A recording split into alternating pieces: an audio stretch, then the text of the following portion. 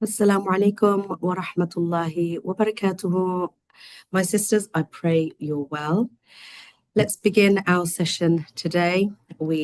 I'm your host, Dr. Amina, and I have my dear friend and sister, my co-host, Dr. Siyana, as well. Assalamu alaikum, everyone. Welcome to QuranQuest Bite Size. Bismillah, walhamdulillah, wassalatu wassalamu ala rasulillah. And we'll begin with Suratul Fatiha, asking Allah to open up guidance. And this is the guidance that we find in the Quran. أعوذ بالله من الشيطان الرجيم. Actually, Dr. Siyana, I've got a bit of a croaky voice. Do you want to do the Arabic and I'll do the English today? Okay. I don't think I can hold the muds today. Yes, well, I hope my Tajweed teacher is listening anyway when we do these sessions, but inshallah. Yeah. Bismillahir Rahmanir Rahim. With the name of Allah, the one who is the most gracious, the one who is the most merciful. Alhamdulillahi Rabbil Alameen. All the praise is for Allah, Lord of the universe. Ar-Rahmanir Rahim. The one who is the most gracious, the one who is the most merciful.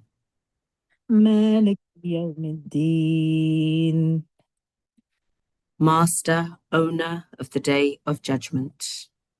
إياك نعبد وإياك نستعين. You alone we worship, and you alone we ask for help. اهدنا الصراط المستقيم. Guide us to the straight path. صراط الذين أنعمت عليهم غير المغضوب عليهم ولا الضالين.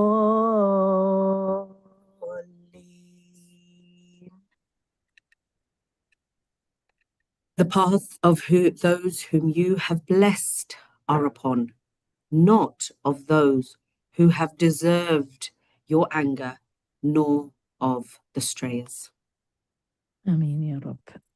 So today we are going to cover 2 ayahs, and there are so many takeaways and so many learning points just from these 2 ayahs alone. And actually, in our group chat from last week, after we had our session, one of the sisters mentioned that it's amazing how much you can just take away just from one ayah. I'll read the message out, and if you haven't joined our group chat that you can actually share your reflections, then please do. I wanted to read. It was a lovely message saying, here we are. Truly amazed at how much we can learn in one ayah. SubhanAllah, we probably don't have the time daily to reflect on such things with the kids, the house chores, but personally to connect even weekly to these Zoom calls is truly being guided. We take so much for granted. For example, having the shade of the clouds. And this sister goes on to talk about the blessings that she experienced that weekend when she went to the park.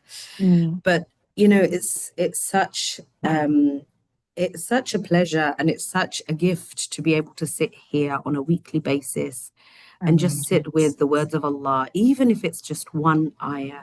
So if we can maintain that consistently, you know, 1 or 2 or 3 ayahs at a time on a weekly basis, consistency can get us very far. So we are going to listen to ayahs number 58 and 59 that we have reached. Dr. Siyana, are you okay to take over?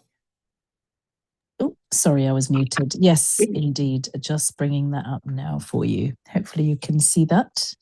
Yeah, so 58 and 59. Inshallah. Let's listen to the ayat in Arabic first. أعوذ بالله من الشيطان الرجيم. وإذ قلنا ادخلوا هذه القرية فكلوا منها حيث شئتم رغدا وادخلوا الباب سجدا وقولوا حطة نغفر لكم خطاياكم وسنزيد المحسنين فبدل الذين ظلموا قولا غير الذي قيل لهم فأنزلنا على الذين ظلموا رجزا من السماء بما كانوا يفسقون. Okay, so it seems short and sweet, but you would not believe the depth in these ayat, subhanallah. So we will cover the English meaning and the tafsir now, inshallah. Let me just see if I can make that a little bit bigger. Bismillah ar-Rahman ar-Rahim. So 2 ayat here, just a quick overview. There's a gift in here, another gift being offered to who? Who are we still talking about here? Give me a quick little interaction on the chat. Which group of people is this section still about that we've been studying now since I think the second page of Suratul Al-Baqarah? Tell me which group this is for. And ayah 58, Allah is commanding them to enter with humility and to seek forgiveness and to be rewarded abundantly. Oh, mashallah, somebody's written in Arabic. Bani Israail, mashallah alayki, sister. Where ayah 59 is the response. What did Allah do as a result? Or what did they do, sorry? Allah commanded them something. What did they do? How did they respond? And do you know, as we were doing this section again, it just occurred to me how many examples. Remember when Allah is repeating, we talked about this last week, when Allah is repeating a scene, when Allah is going into depth in that scene, what do we have to do? Pay attention. Pay deep, deep attention. Okay? So just take yourself back now to that moment, okay? Where are we in the story of Bani Israel? I'll do this bit, save your voice a little bit, and then I'll let you go for it, Dr. Amina, okay? Just rest up. I need you to rest up and go forward, inshallah. So remember, these group of people, right? You picture them, they've been persecuted, tortured. Their sons weren't allowed to live every other year. They were used as manual labor. They were like the scum of the earth as far as the Pharaoh was concerned. They were treated really, really badly for generations and generations. Who does that remind you of in present day? I mean, how many communities can you think of that resonate with that scenario? And after years, they were allowed to wander, and so they were saved from the Fir'aun, you know, the parting of the sea, the drowning of Pharaoh in front of their eyes, the taking of the Ijl, you know, they got bored and they started to find another thing to do, and they started to worship this handmade cow or calf, and then Allah forgave them again, and now Musa alayhi salam went up the mountain. He was given the revelation and he came down, and then he found them, and then you know they were asking for let us see this proof, and some of them were struck blind, remember, and then still Allah is forgiving them over and over again, and they're wandering around. Allah sent the shades of the clouds above them. So after years of wandering in the wilderness, a 40-year punishment for refusing to enter the Holy Land as Allah had commanded through Musa alayhi salam, a new chapter finally begins, okay? So the wandering is the 40 years lost in wilderness. 40 years, that's like the majority of my life. just wandering around lost and not being guided effectively. And this was one of the consequences of refusing to do the jihad that was commanded by Allah to them.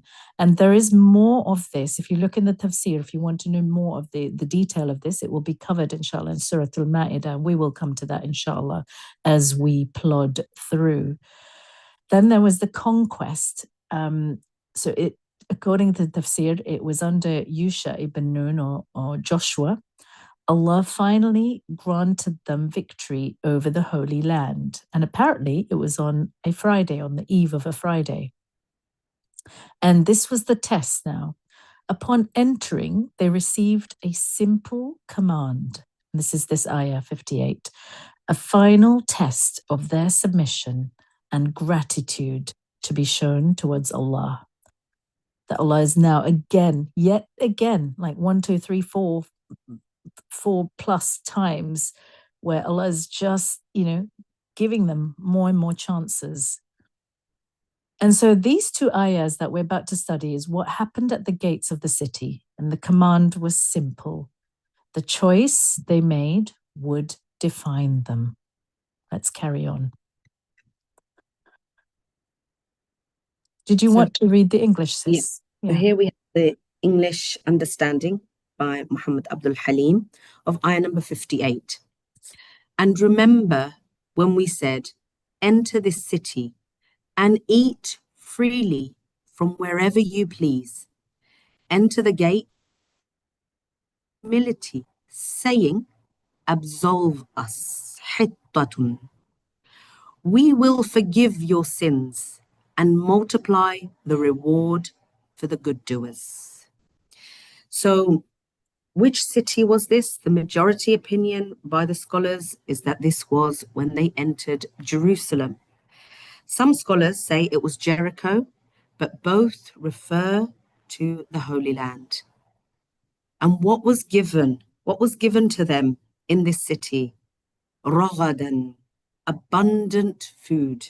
And this is freely available.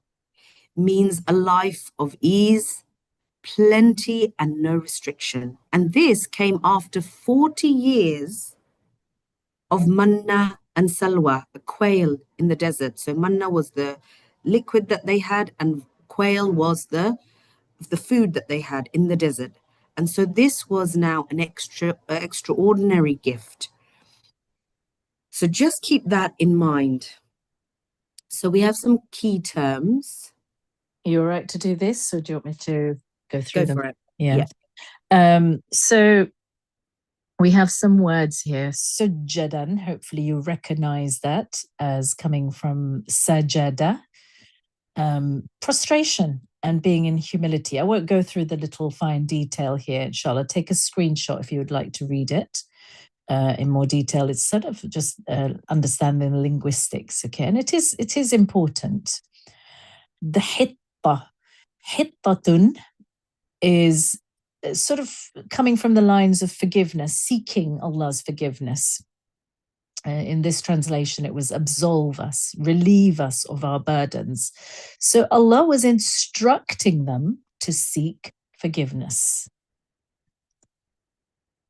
Similar to, okay, you guys tell me, what are the other words for seeking forgiveness that we have already come across, that we already know? Pop them in English or in Arabic in the chat. And yes, I asked the question about how many other groups of people are suffering these days, where they're just, I think we're coming up to the Nakba, 80 plus years now for Palestine in particular. But of course, current times, we've got Lebanon, we've got Sudan, we've got the Uyghurs in China, we've got the Muslims in India, so many groups. Maghfirah is one word. Keep going. Tell me all the words, because we've covered them in some depth last time. I will move on, but I'm looking for some answers, okay? It's really good, because then what will happen, hopefully, is we'll just kind of really put these words that Allah sometimes gives us different words with the same meaning. Raghadan, as Dr. Amina just explained, it is an interesting word. The way my teacher explained it, it's kind of a deep satisfaction. Okay, eat from whatever you wish. And what does that remind you of when we will, inshallah, one day get to a place where we can eat to our heart's content or have that sense of complete satiety, you know, it's a contentment and fed Jannah, exactly. And with no restriction and no scarcity. So it's a promise of total ease. And the only condition to show obedience to Allah's request. And then al-muhsinin, the good doers, those who excel. The root word is hasana. And ihsan is another word. You remember we read about the muttaqoon, and now we get another layer to build on that is the muhsinin, those who do things for Allah's sake, beautifully and wholeheartedly, so deeply sincere. Maariful Quran describes it as doing a thing in the manner that is proper to it. And in worship, this means praying as though you see Allah. Remember, we talked a lot about this in our section when we did Salah. So I'll move on to the next slide. And here's another question for you. Raghadan actually has appeared in previous session, in a previous ayah we've already covered. Can you remember when Raghadan was mentioned and to who? So these are the gifts, the triple gifts, 3 commands and 1 mercy. So Ibn Kathir summarizes that upon achieving victory, and this is really important to remember, upon achieving victory, they were victorious. This point in victorious. The children of Israel were commanded to submit to Allah in both tongue, what they say, and deed, how they do it, and to acknowledge their sins and seek forgiveness, and to be grateful for the blessings bestowed upon them. Okay? So command number 1 was enjoy the blessings, like we've said, without restriction. And this was years after hardship. Command 2 was enter the gate in humility. So this was the action that Allah was commanding. And some scholars say that they had to make the physical bowing, the physical sujood, and others say no, to enter in humility, right? Acknowledging, what are they acknowledging with this sujadan? That this victory was not by their own power. And this is really important. The sujadan, having that humility, is to acknowledge that the victory, and that could be a victory for us as well, is not achieved by our own power. And gratitude, success must be expressed in the body, not just the heart. So that's why I said there's so many takeaways from this ayah alone. What is Allah wanting from us when we are successful, when we have achieved victory? Number 3, okay, what was the command? During this moment of victory, seek words of tawbah. Admit your past failures. Victory, again, listen, victory is not the moment for self-congratulation. And isn't this what we find in our society? Every time we're victorious, it becomes about, self-congratulation and, celebrations. celebration. And we mentioned that in previous sessions as well, because this theme to rethink how we celebrate our victories and our successes comes up again and again. So this moment of victory, this moment of success is actually the moment for istighfar. Okay? Just similar sentiments in Suratul Nasr. It commands, when help comes, glorify Allah and seek His forgiveness. And we talked about after praying, the first thing that we say is astaghfirullah, astaghfirullah, astaghfirullah. Okay? So the promise is that we will forgive your sins and multiply the reward for the good doers if you complete the obedience, you complete the forgiveness, and we will increase the reward. So ihsan earns extra. Ihsan earns extra. So when I hear those words in that ayah, وَسَنَزِيدُ الْمُحْسِنِينَ, if you want extra, if you want an increase, how do you achieve that? By being muhsin, by doing things with excellence. So going from the A to the A star, inshallah. I'm still waiting for 2 more words to describe seeking forgiveness. We've got maghfirah. We're learning about hitta today. But we'll carry on for the moment. So let's go another layer now about what is ihsan, the level above.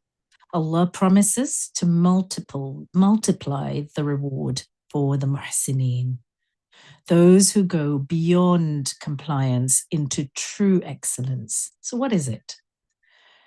The prophetic definition of ihsan is this: offer your worship if you can see Allah, as if you can see Allah. And if you cannot see Him, if you cannot get yourself to that point of imagining that you're seeing Allah or being in His presence, then know this, know that He sees you, regardless of whether you're able to see Him or imagine seeing Him. And this is taken from a famous hadith, which is Hadith Jibreel. Okay. And it's in the commentary in Maariful Quran for this ayah. There is a lexical meaning.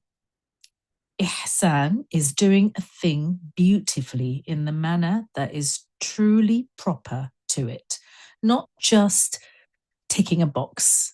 Yeah. So you know those kind of people, I don't know, you have children, students, people you work with who will just go that level above and beyond.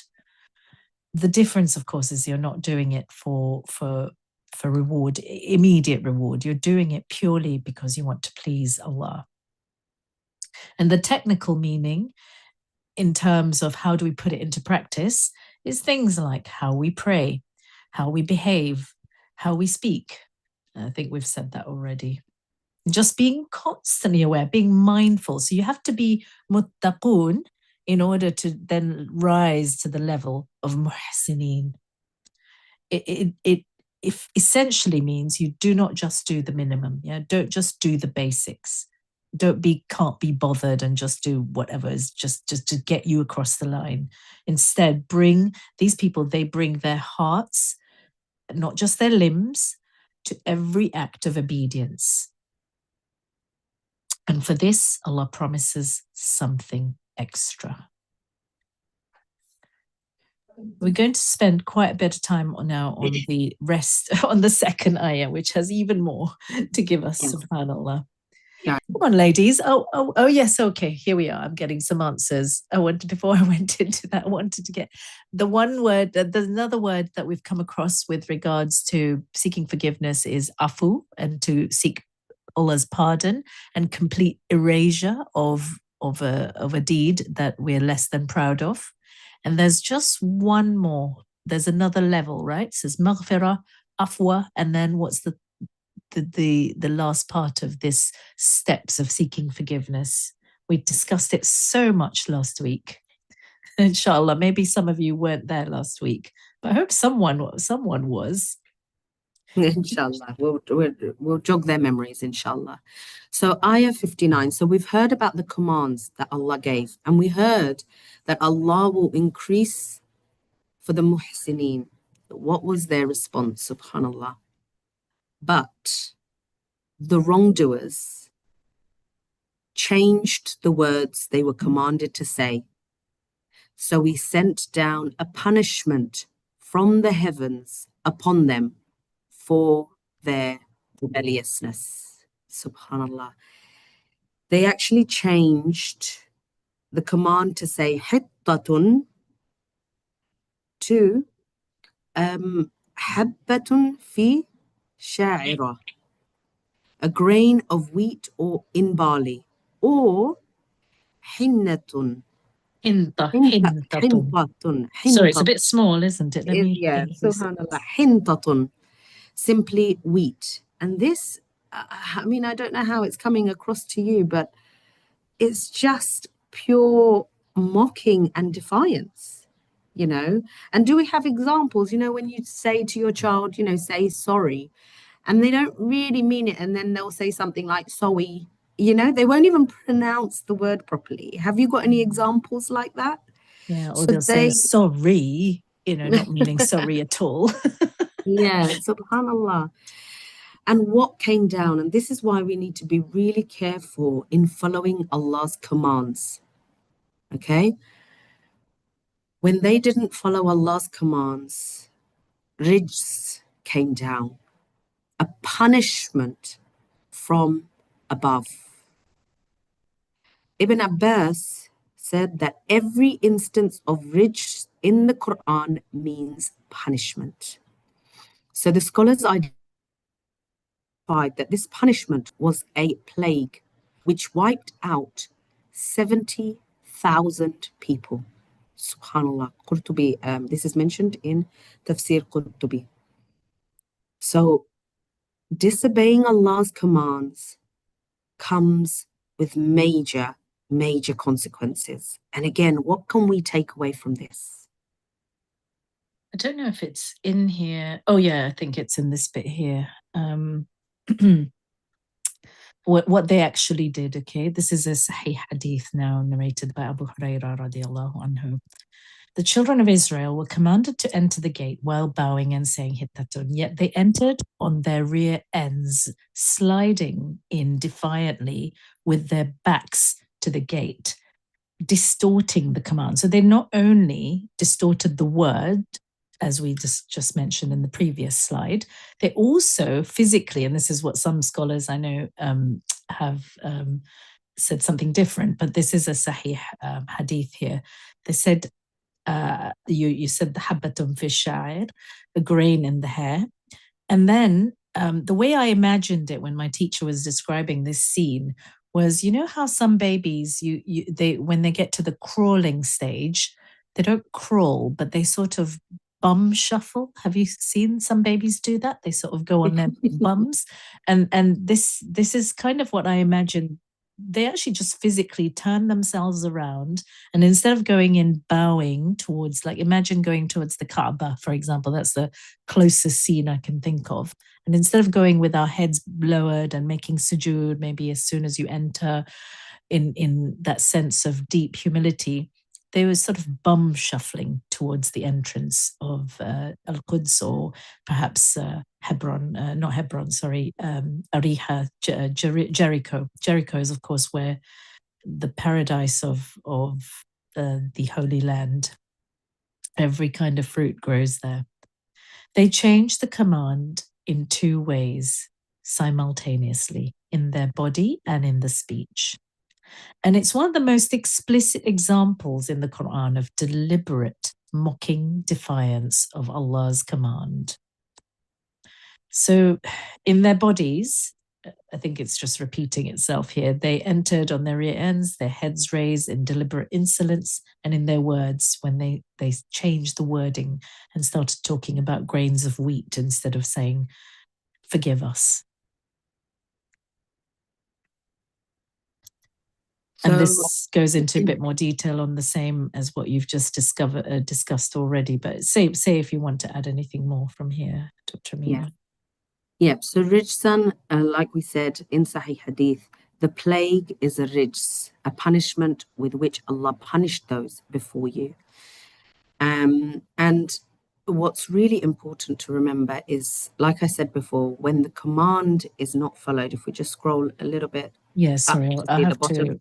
to make it Yeah. smaller. There we are. Yeah. The punishment, it matched the magnitude of their defiance, mocking a divine command of forgiveness. And what days do we have coming up, my sisters? What days are we about to hopefully witness from tomorrow?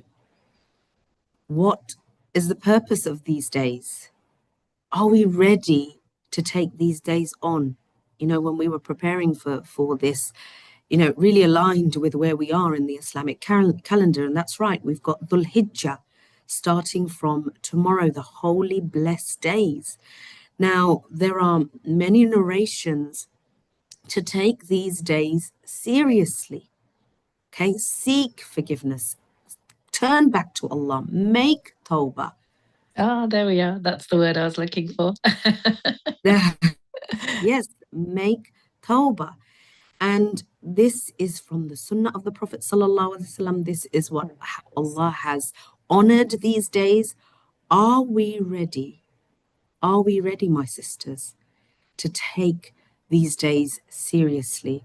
Because we might just think, oh, well, I'll just wait till the day of Arafah, maybe. Maybe we won't take the first 9 days or the first 8 days seriously. But it's something that we cannot overlook. So, whilst we're learning about these two ayahs, think about how it relates to you. Think about how you can make it applicable to yourself right here, right now. There's many talks about Dhul Hijjah, there's many lectures, there's many reminders, there's many halaqat and gatherings. Take these days seriously.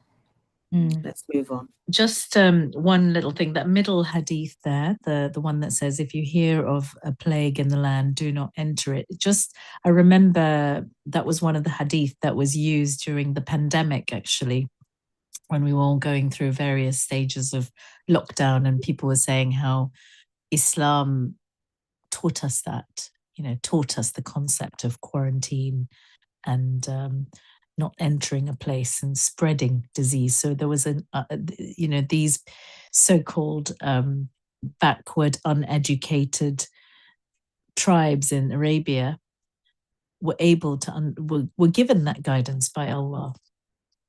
Just a little scientific, one of those facts that the Quran knew before modern times. That's right. So this slide is just summarizing where we are. Okay.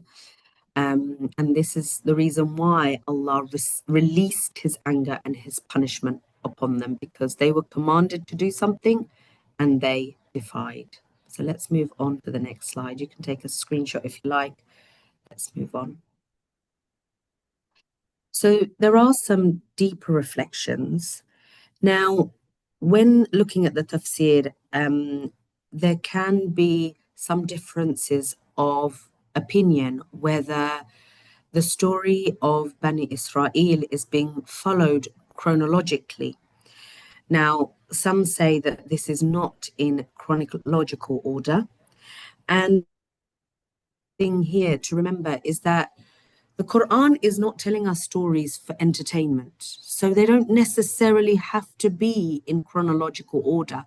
Sometimes the order is given the ending first and then the beginning for a reason. We have to remember who these words are from. They're from Allah. The real intention is to draw out the spiritual principles. What is the principle that we're covering? So before you start confusing yourself or myself with, the chronological order of Bani Israel, we need to remember the principles, right? There are various episodes of a story, and we're thinking about the principles. What are we supposed to take away? So, in a given context, events may be reordered to serve the pattern of the meaning intended. Okay, this is a feature of the Quran, and every placement of not just a story, but every word, every ayah in the Quran, it's deliberate. Okay, so what we need to ask is, what lesson does Allah want us to take from this right here, right now? So let's move on and keep that in mind. So, yes, go on, over to you, Dr. Siyana. Okay. Fisq. Fisq. Bima kanu yafsuqun. So fisq is the root word, touching upon rebelliousness. Okay. The fasiq is the one who's rebellious, often also translated as the transgressor. I actually had to write this down because I'm trying to memorize Surah Al-Baqarah, and at the end often you find these various terminologies, and it's good to understand the concept of whether it's a good person or a bad person for a start. Okay, this is not good. And they step outside the boundaries set by Allah. Bima yafsuqun. Kanu yafsuqun. Fisq originally means to come out of something. As a date exits its shell, that's not true, as its skin, in Islamic usage, to step outside the limits that Allah has set. It is not just a moment of sin, it is a pattern, a habit, something that you've allowed yourself to do repeatedly, and eventually, unfortunately, can lead to a state of a heart that refuses to submit. So, it's that first little step of moving away from the path that you want to be on. Ihdina Suratul Mustaqim is what we always say, right? And it's that little edging towards the boundaries of it. It's really subtle. The verse says, Kanu yafsuqun, they were habitually transgressing. And that's the other thing. It's not just going to the boundaries and sort of being on the edge, but it's also allowing yourself to repeatedly do that. So not recognizing that you've done that, seeking forgiveness, promising not to do it again. So seeking tawbah. And this was not one moment of weakness. It's sort of establishing multiple moments of weakness. Try to imagine where you might be in your life, where you're allowing yourself to just, let me just see if I can step away a little bit from this. It's a mirror for us, okay? So what does fisq look like in our lives? It's not always a dramatic act. In fact, it's far from it. It's actually the more worrying, the smaller things that you can end up allowing yourself to do. Perhaps it's, maybe I don't have to eat halal this time because, I'm traveling and I have to have my meat. And look, in the medical world, how much they're promoting now the what's the word I'm trying to think of? The non-meat, the vegan, meat-free type meals. I went to a lifestyle medicine conference where it's highly recommended. I think there are the times of Nuh alayhi salam. They only lived on vegetarian and vegan type of food. So anyway, I digress.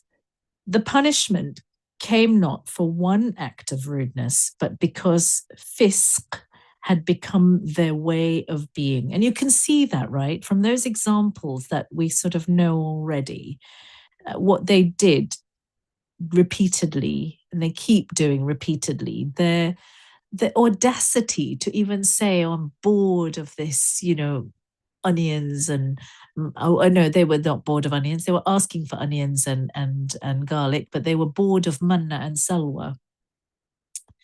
The punishment came not for one act of rudeness, but because fisq had become their way of being. Every sin had a context of character. So ask ourselves now, what character are we building in ourselves? And one sister avoiding this.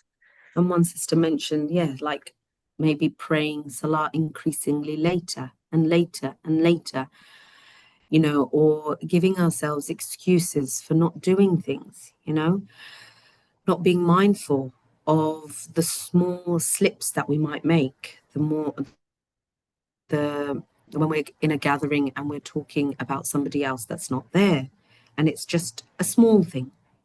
So I want to bring one little thing that there's a few examples here, but I was walking down a local high street where you have so many different food shops and fast food and healthy foods and food and drink basically.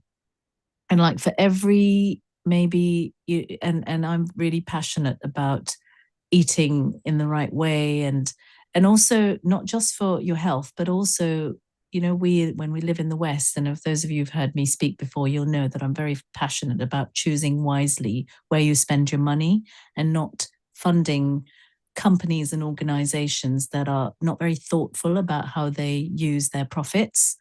You know what I'm getting at, right? The B word, the BDS word. And so I was just walking past these shops, and where I live is predominantly a Muslim area. And we have such lovely independent coffee shops and chai shops and cake shops and, healthy food shops. And then there are the notorious stores that we are recommended to avoid, the notorious food brands we're recommended to avoid. And I was so sad to see that there were my fellow Muslims in there, sisters, sitting and eating or drinking. And obviously I try not to be judgmental, but it's not like we don't have a choice, sisters. If you go and buy anything on any aisle now, in the shopping, in when you're shopping. Yes, I know it's a real pain not to be able to buy what you know and to have to make this change. But isn't that worth it if it means that you're getting closer and closer to treading on the right path? Anyway, let's look at the lessons for our lives today. What do these two ayahs say to us as Muslims in the 21st century? And these are our real takeaways, my sisters.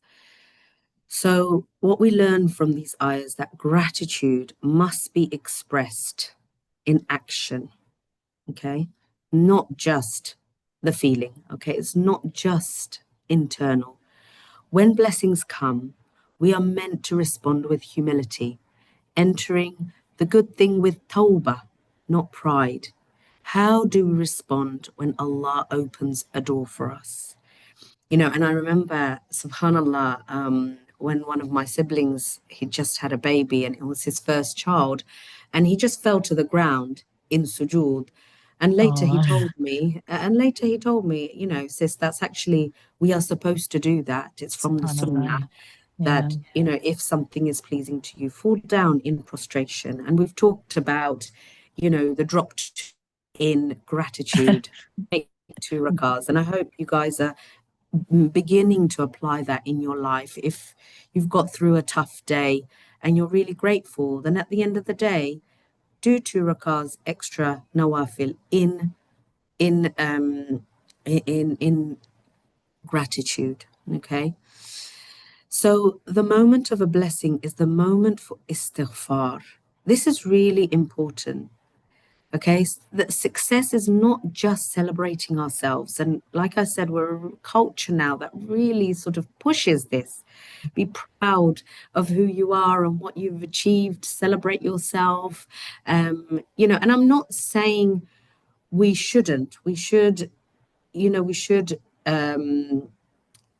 thank Allah, and we can talk about our achievements, but in what way are we doing it? And privately, are we seeking istighfar? Okay, because this is a pattern that shows up in the Quran, that when victory comes, glorify Allah and seek His forgiveness. Okay, remember who gave it to us.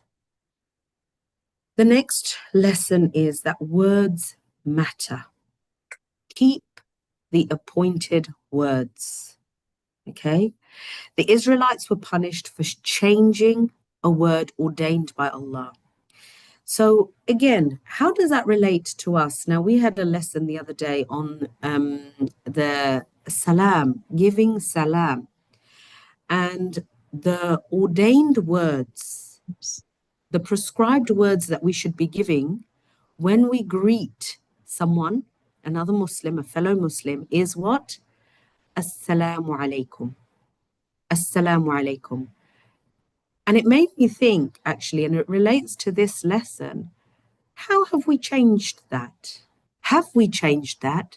And how have we changed that? Have we shortened it? Have we abbreviated it? And I know that I'm quite guilty of that when I might send a message and I'll just say, salams, sis. Now, the prescribed words to greet each other is assalamu alaikum. Now, obviously, we're not changing it to mean something bad or to mock. We don't have this intention, of course not. But we just need to be mindful. And it was just a moment for me to be mindful. Okay. Yes, exactly. Wa rahmatullahi wa barakatuhu. Do we shorten this? Do we abbreviate it? So precision in worship is a mercy. It's actually not a burden, right? Those extra few letters and extra few words, especially on the text that we have to write in, is it that burdensome? Most of the time it's stored in our memory on our phone, right? Do we find it burdensome? And this leads to ihsan. Ihsan, right? I might be offering the salam in the form of salams, but am I having ihsan with this? Is this in the best way possible, right? The muhsineen, remember this, my sisters. What's the benefit of me doing ihsan in my actions? That it receives extra, right? That it receives extra. Hold on to this. وَسَنَزِيدُ الْمُحْسِنِينَ, and we increase for the muhsineen. Are we content with the minimum compliance?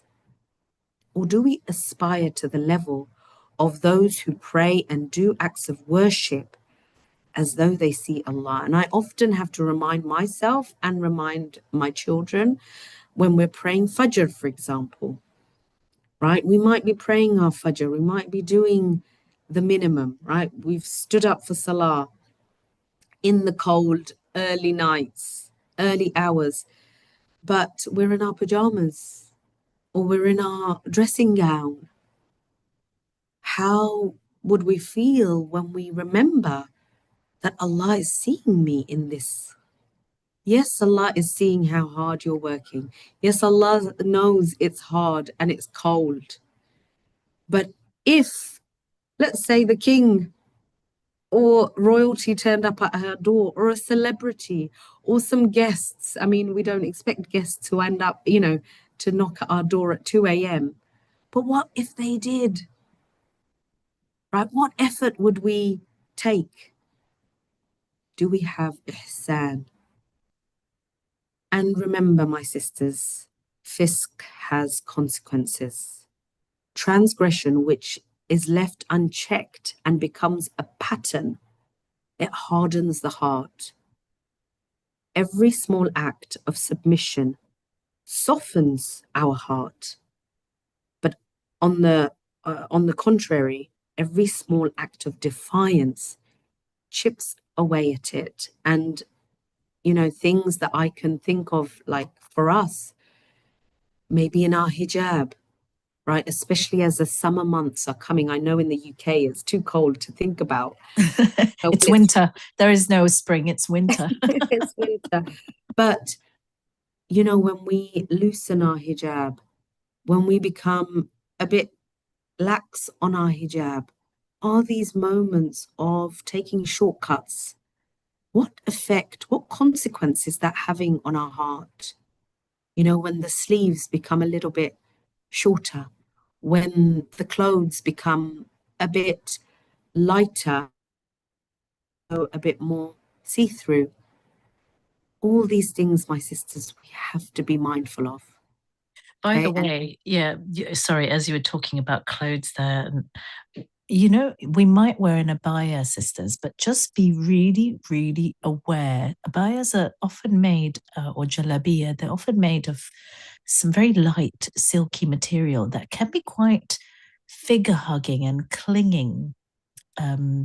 You know, if you're just throwing it over. So don't just be satisfied with that. Look in the mirror and see whether you're actually genuinely covering yourself up, or are you wearing something that actually makes you look even more attractive?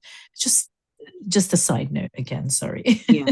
No, that's true. And it's something, you know, we have to be mindful of as sisters, that Allah commanded us and the Prophet commanded the believing women to wear the correct hijab. So we have to be mindful that this was a command of Allah. How did the mothers of the believers, how did they wear it? And how are we wearing it? And what things have we become relaxed in? And what things should we be clinging on to? So it's a reflection, it's a reminder for myself, first and foremost. So just something to take away as a practical lesson for us all. So this is again a reflection for parents and educators. Like, you know, we try and make it really relatable. What does the story of the gate teach us about raising children? The children of Israel knew the command. They had heard it and they were capable of obeying it, and yet they mocked it instead. Knowledge alone does not produce obedience, nor does telling someone what to do ensure that they will do it with a willing heart. So, you know, we maybe command our children to do things. We instill them with knowledge, hoping that they will, you know, follow. So what went wrong for them? They had heard sorry.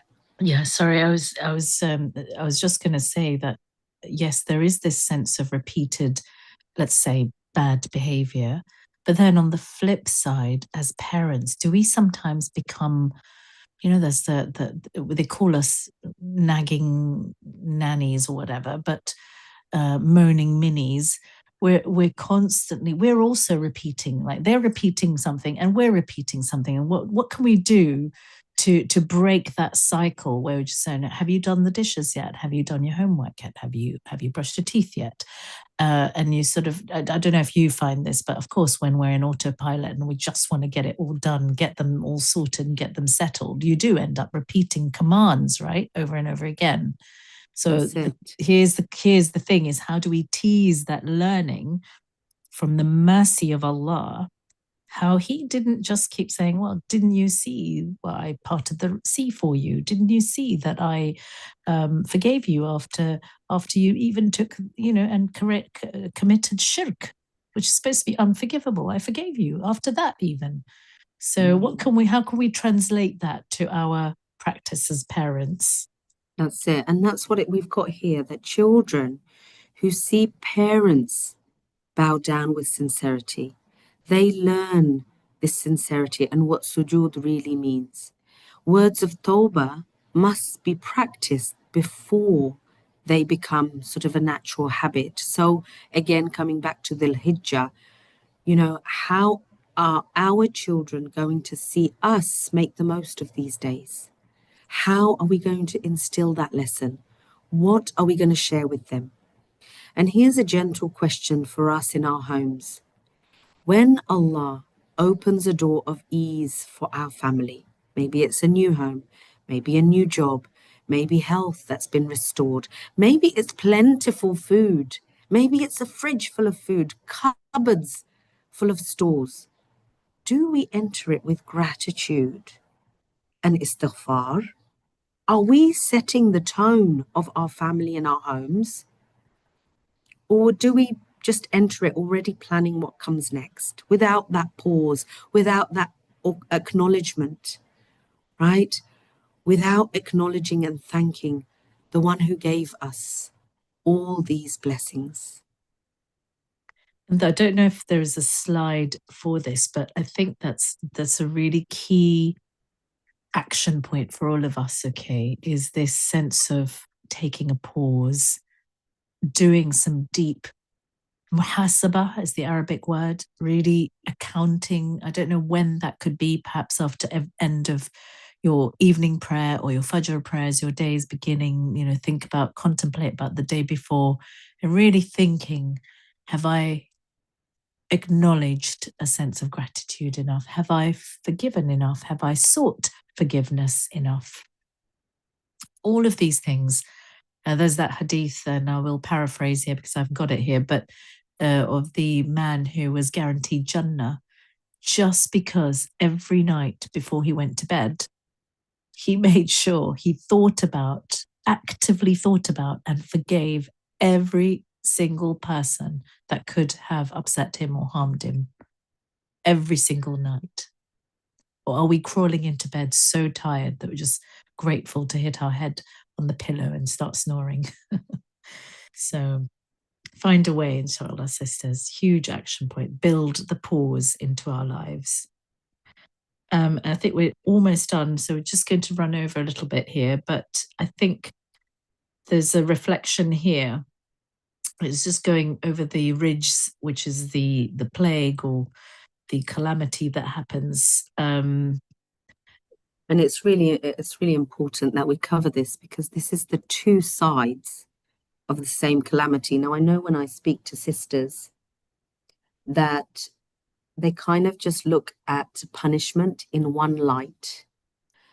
But here we have a hadith from Sahih al-Bukhari, narrated by Aisha radiallahu anha, where it says that the plague is a punishment for those who disobey and a martyrdom and mercy for the believer who remains in his land with patience, knowing that nothing will befall him except what Allah has decreed. Okay, so it's really important to understand the concept of punishment properly. That actually what might be a punishment for the disobedient is actually a blessing for the obedient. Okay, so what we have around the world right now, okay, what's happening, we have many people being martyred. Now we can see that as a mercy for the believers, a mercy. They will get their recompense from Allah. So it's really important that when we see a calamity, that how should we look upon this calamity?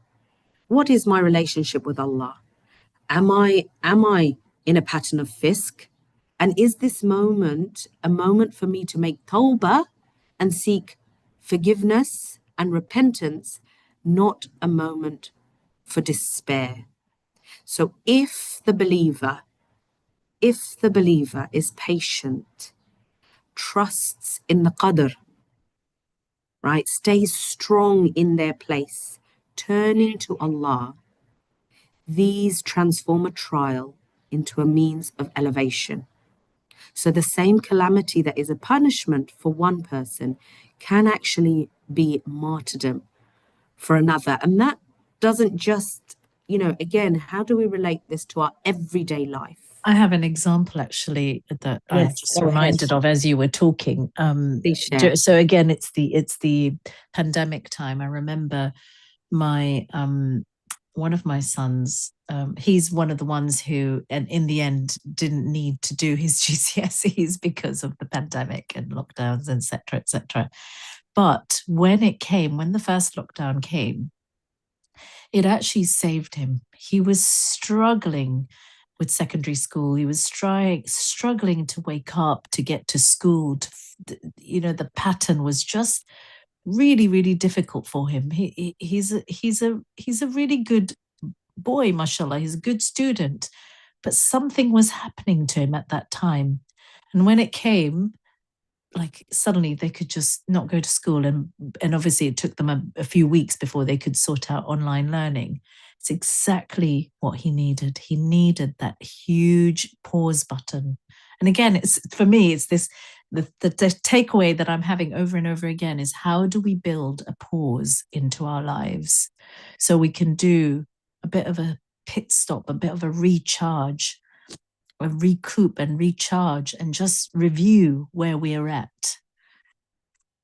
Yes. And the example that comes for me is I was dealing with a sister was struggling in her marriage, and one of the things that she felt was that this challenge that she was experiencing was a punishment, and it was a punishment because actually she regretted the decision to that she took marrying her husband, and she remembers that her father wasn't 100% happy with the decision.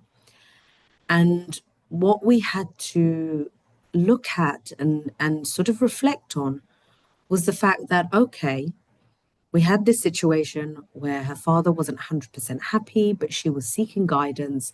But what was the qadr? What was the qadr that was written? The qadr that was written was that Allah decreed for that marriage to happen. And we cannot, even if we tried our best with the biggest armies, we cannot overturn qadr. Only we learn that only through dua can we do that. But that's in the future. When we're looking at the past, we can't change qadr. And we have to accept that qadr, that was written. So this is when we look at the past.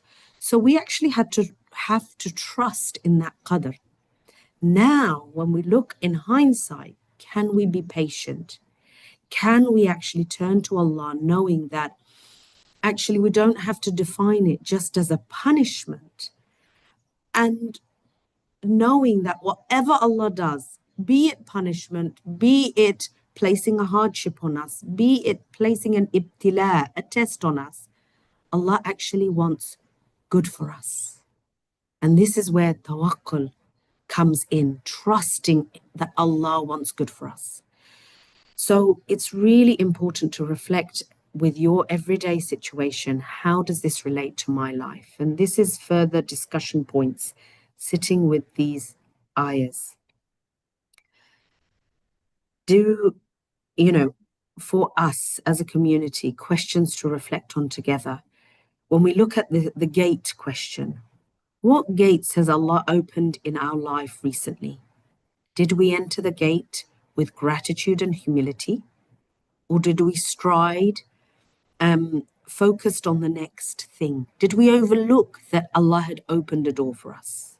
And this is so important for us as women, because I find myself, I tick a thing off the list, which I should be grateful, be savoring that moment that, I got that done. But actually, all that happens in terms of what I do is I look at the next thing on my list that needs to be done.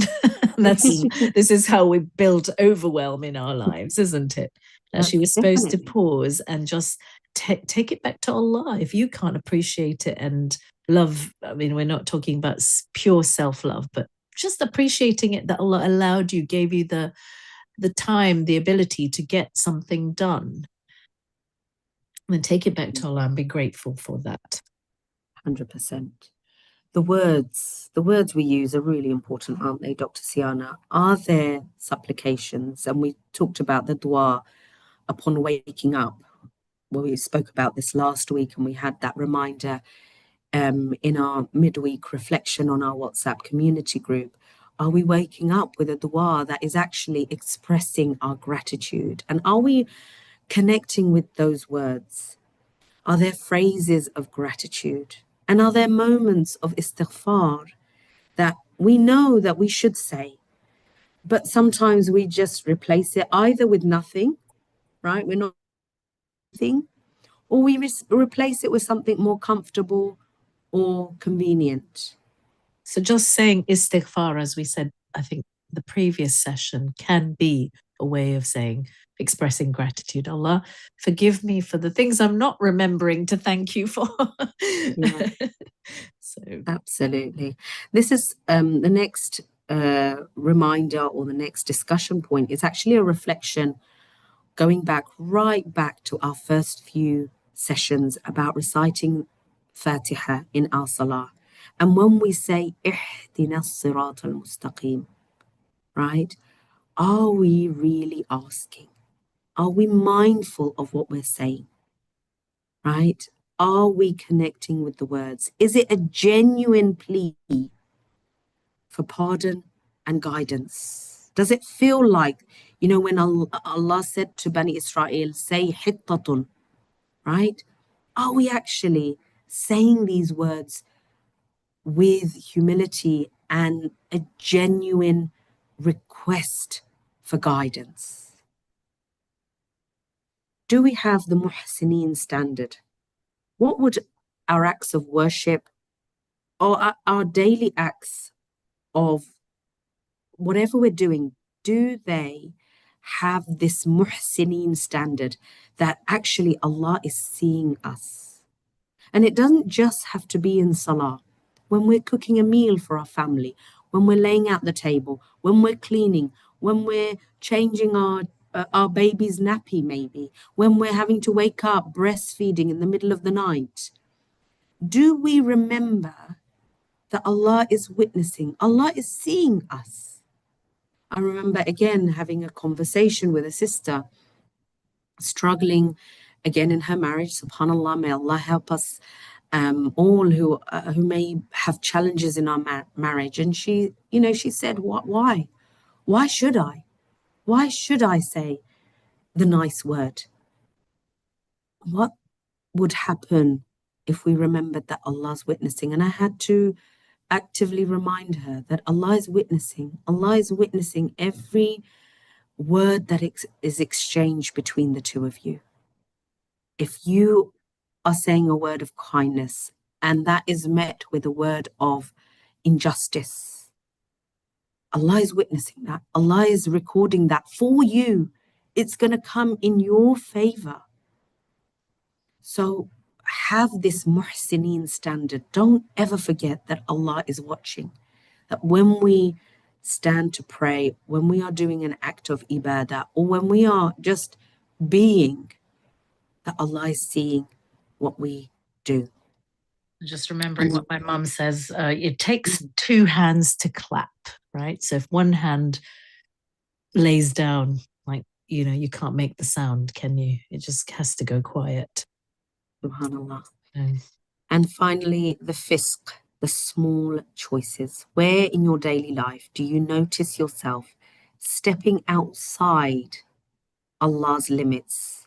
Not in big ways, right? Not in big ways, but in small, repeated ways. And what would it take to bring you back, to bring ourselves back? May, the days of Dhul Hijjah be that return back. Ameen. I think we're at the very end now. So Yes. Here's a quick summary of the two ayat. At a glance, maybe just take a quick screenshot. There's a lot of repetition. And as we said in the beginning, there is a reason for it. Really important lessons. But the important thing is your task, my task, our task is to translate it to our lives. Every day. And the Raghadan question that I asked earlier, somebody answered correctly. The last time we came across this was when Adam alayhi salam was given the gardens to dwell in, and he was told to eat and drink, and he was given plentiful with his wife Hawa. So that's the last time we came across that. Right, we've come to our takeaways. We 5 things here, okay, for you. Let's just shoot through this. Enter every blessing with humility and tawbah. Every blessing with humility and tawbah. There it is again. You don't think of it as a way of expressing or acknowledging a blessing is to make tawbah. So it's not with pride or sense of entitlement. The gate of every mercy is a moment for istighfar, not self-congratulation. Okay, so we're going to train ourselves to do this, inshallah. Guard the words Allah has prescribed. The adhan, the salah, the du'as from the sunnah. We have something to say about that today, inshallah. They carry a precision and a barakah that our own words cannot replicate. And teach this as parents, as leaders of our homes. Teach this to your children. Aspire to ihsan. It's not just an act of compliance, okay? Not just a tick box exercise. This week, choose one act of worship that you want to work on. Maybe one salah or one dua that you want to perfect and truly deeply understand. And again, we have a lovely little surprise for you, or announcement to make to you at the end of our session about this. One moment of giving, and do it as though you can see Allah, or at least know that Allah can see you. And then notice the difference in your heart. Do a fisq audit. Identify one area in your life where you are in small repeated pattern of stepping outside when Allah has asked. Bring it back. Fisq hardens the heart incrementally. Little spots. Remember, we talked about that too earlier in the surah, until it's all covered. Make istighfar a daily companion. I find it is my go-to now when I'm really stressed and I can't remember any big dua and I feel my mind's going blank. Astaghfirullah wa atubu ilaik, astaghfirullah wa atubu ilaik. And don't say it like, if people hear you sometimes say it, it sounds like you're being judgmental or condescending towards them. So if a child upsets you and say astaghfirullah, they're like, what have I done? But no, it's actually, you need to make sure you're genuinely and sincerely bringing it back to yourself. What are you seeking forgiveness for? So we are at the end now in our closing dua.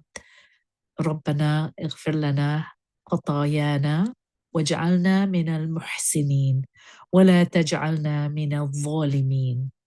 Our Lord, forgive us our sins. Make us of those who excel in worship, and do not make us of those who do wrong. May Allah make our tongues always carry the words of tawbah. May He make us enter every blessing with humility. May He raise us to the rank of muhsineen, those who worship Him as though they see Him. So that's it, sisters. Yes, alhamdulillah. That's it. Sorry for the slight overtime, and I've actually really got to make this quick now. But shall we make our announcement? Yes, and obviously, if you have any other questions, do ask us. Right. So for those of you who are on school, we are going to be launching, and it goes back to that slide just now where you say pick one dua and really go deep on it, understand it, learn it, implement it. We're going to try and help you, inshallah, with the launch of a new program, inshallah. It's the Dua a Day collection. So, mashallah, Dr. Amina, one Ramadan, a couple of years ago, she went deep diving into each of the morning adhkar dua.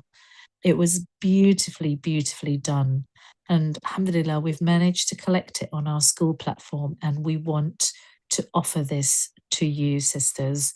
It won't be completely free. It'll be on the school platform in the classroom, and there will be a small fee for it. And to be honest, I mean, there's so much depth in there. There's about just under 30 sessions, 30 videos, with some of them have the actual adhkar, morning adhkar stated. Some of you may have joined us for it. And many of the dua, Dr. Amina has done a lot of research and reflected on them. And we'd like to offer that to you now as a collection, inshallah. I'm going to share the details, inshallah, on our WhatsApp group. So if you make sure you're on there. You'll get the details on how to sign up. Anyway, please sign up to school platform, because there are so many, and certainly the videos for our weekly sessions are being uploaded there, so you can enjoy them and remind yourselves. There's so much depth that we've gone into here that is important for us. Inshallah, it's helping you as much as it's helping us. That's right. And remember that there is a barakah in the words from the Sunnah. So it's really, really important, like we learned in today's session, that we learn these words with precision. And, you know, yes, we can make dua to Allah with any words in our own language, but the barakah that these duas hold, my sisters, that cannot be replicated. You know, when you are repeating a dua from the Sunnah and you are understanding it, you are appreciating what you're saying, and you're really connecting with those words, that barakah is, we can't even compare. So this is why in the month of Dhul Hijjah, let's make sure we are regular with our morning and our evening adhkar. Fit that into your schedule and reconnect with these words. For those of you who have already done the program, use this as a revision. Use this as a moment to revise, okay? Like even for us doctors, we have to have an appraisal period, and we have to show that we have gone to, lectures and talks on the same things that we've studied right from medical school. And that's because that revision is important for us and everyone. So, inshallah, bi'ithnillah, you will hear something, you will learn something that maybe you've forgotten, or maybe you didn't hear the first time. So inshallah, may this program be of benefit to all of us. So I'm just sharing the screen just to show you that we want to make this a genuine discount, and inshallah I can't do it. Oh, there we are. It's going to be an 80% discount. Okay, I'm sorry, it is in dollars. It works out to probably about, I don't know, 7-8 quid, something like that in England. So there you go. It'll be available for you. I've just published it, and this is what it looks like. Okay, there's all these dua. You can go deep down, Ayatul Kursi, the 3 Kul surahs, and various other duas with so many different titles. This one's one of my favorites, your SOS call for help needed. Ya Hayyu Ya Qayyum bi rahmatika astaghith aslih li sha'ni kulla wa la takilni ila nafsi tarfat ayn. And here we are. There's so much on astaghfirullah and how to seek forgiveness. So they'll all be there for you, inshallah. Let us know if we've never actually done this where we've tried to use the platform to collect payment. If you have any issues with it, please let us know. And the reason for doing it, we go back and forth a lot about taking any fee for any of this work. But this was a whole piece of work that was done. And also the thing is, I think it's for us, right? If there's so much free content out there that sometimes if you don't commit to something, even nominally, it's hard to really take it seriously. So at least if you know you've got access, and that's just a one-time payment, you go and you'll be having access to all the videos, inshallah, for as long as we have the platform. This platform, by the way, is not free. It's not expensive. It's not the most expensive, but there is a monthly fee for it that has to be paid for. But we thought this was the best way to transfer the educational experience to ourselves. Hopefully that will be worth it. So yes, you can get the school app on your phone. You can try it, sisters. If there are any issues, we're on WhatsApp, so please just get in touch with us, okay? And the reason why we like to go on the school app now is because when you're on YouTube, you can be disturbed. But when you're on the school platform, it actually follows your progress. So as you can see the percentage bar, you can see how much you've covered, you can see what's left, what's not there, and you're also in a community. So for everyone that's joined this course, you'll be in a community of like-minded sisters that you can share reflections with, and that's something very unique. And we need to, hold on to these communities. I forgot So, to say, yeah, I think I might have done it here. So if you watch the very first video, the morning adhkar, I think I haven't added it here, but in the classroom, if you go to the classroom, there is a session here on the daily adhkar. You're actually going to get the morning adhkar ebook free anyway. So you'll have the ebook here. It's not the ebook that's used in the dua, but this is the ebook that the dua day, sorry, but you're going to get this, okay? And there is also a journal that we sell online. Let me see if I can find it. If you want to have, like, if you're more like a paper and pen person, which I am, and I like drawing and things like that, we do have this journal, which is also now available for sale if you want to, as you're going through. And I really recommend this, by the way, if you are going to be bothered to do your deep dive on each of the morning adhkar, the prescribed dua, then get this, or get any notebook. It doesn't have to be this. And in it, you'll be able to write down, there are pages in there for you to write down your reflections. I know some of you have already got it, mashallah. So hopefully you will find all of this taking you one step closer to being totally mindful and taking the steps to becoming al-muhsineen, bi'idhnillah. inshallah. And Yes. remember, Dhul Hijjah starts from tomorrow, my sisters. So be ready, be prepared. When Allah opens that door of Dhul Hijjah for us, enter it with humility, enter it with gratitude, and keep seeking forgiveness in these blessed days, my dear sisters. I pray that we all can make the most of it.